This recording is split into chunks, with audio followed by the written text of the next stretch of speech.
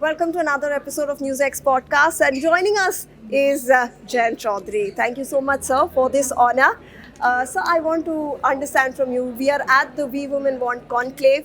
What does Shakti mean for you? We are presenting the Shakti Awards also. Shakti means the women of our country, the artisans, the workers, students, researchers, scientists, our sports persons, our serving in our bureaucracy, government, our armed forces.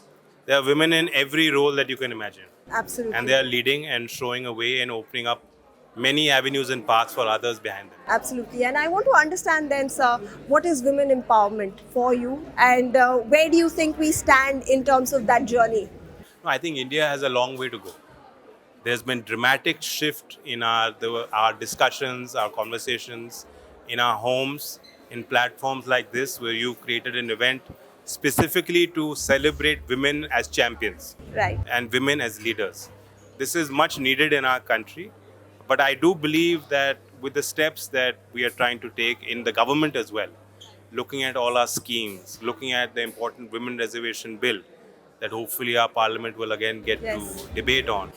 Uh, I think these are important steps that will go a long way in looking at the gaps. And before I let you go, sir, one example, one story that you remember where witnessed the power of a woman. Yeah, so in my growing up, see, my grandfather was Chaudhary Charan Singh Ji. And of course, he was a tall leader.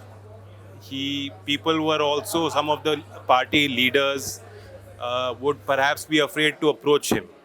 But I have witnessed as a young boy how my dadi was the one who they would go to.